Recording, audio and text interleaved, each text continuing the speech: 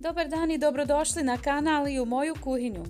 Danas pripremamo pitu na bosanski način. Pita zeljanica. Nama omiljena. Nadam se da će vam se dopasti i da ćete praviti na ovaj način. Pokazat ću vam cijeli postupak pripreme tijesta i razvijanje jufke.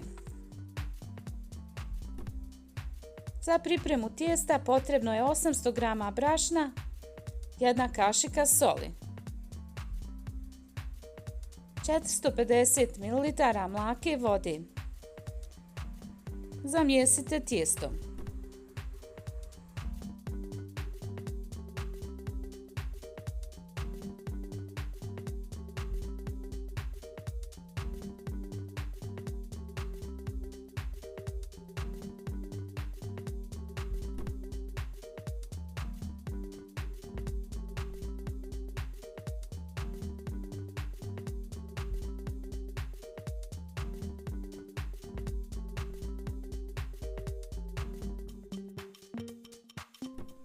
Ruke posipati sa malo brašna da se skine tijesto.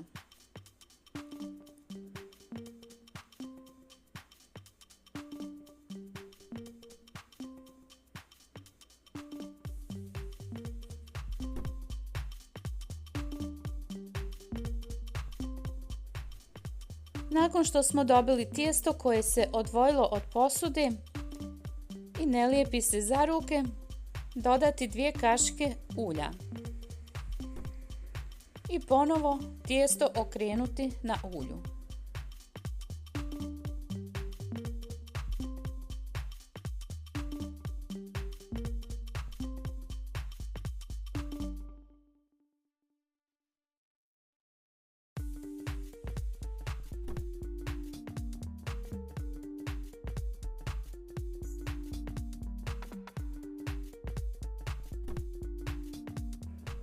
I na kraju dobit ćete glatko tijesto za jufke.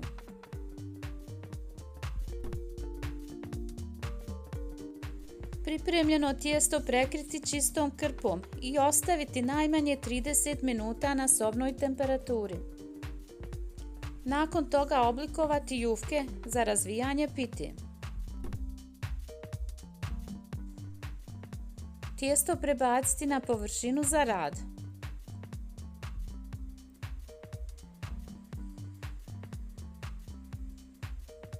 Podijelite na 3 dijela.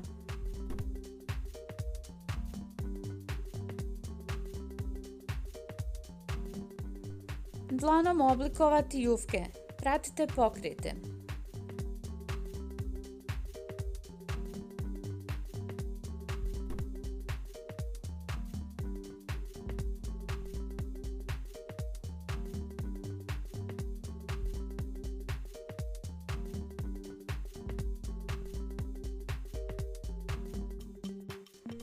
Pokazat ću ponovo još jednom.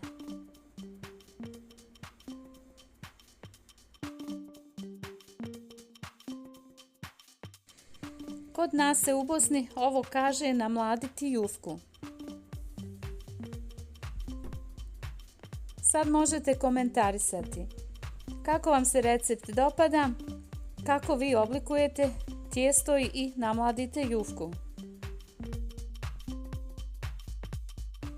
Spremne jufke prekriti krpom i ostavite 10 minuta prije razvijanja da odstoje.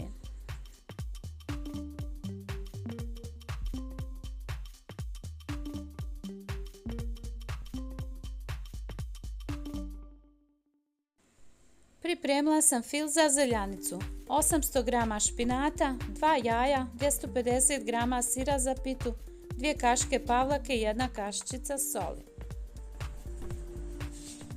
Nakon 10 minuta možemo razvijati jufke. Pratite u nastavku postupak razvijanja jufke.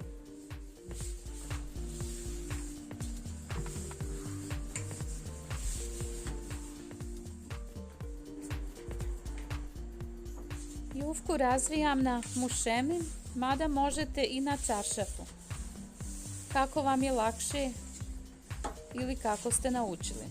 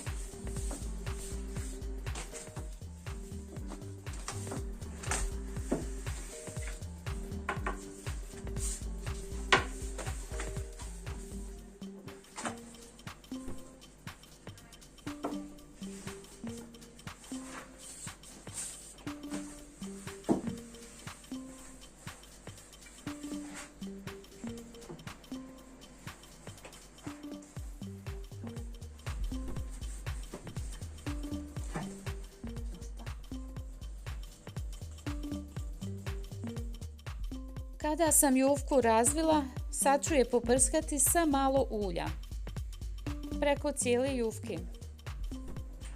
Prepoloviti na 2 dijela.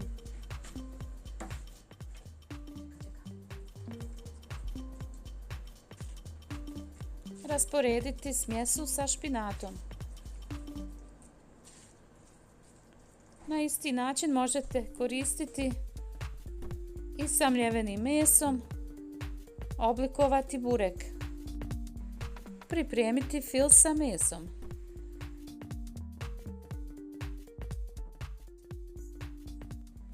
Nama je omiljena pita zeljanca.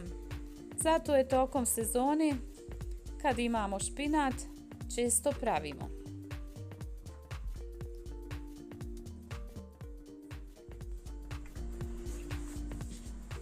Pitu ćemo složiti u veliki pleh od rerni.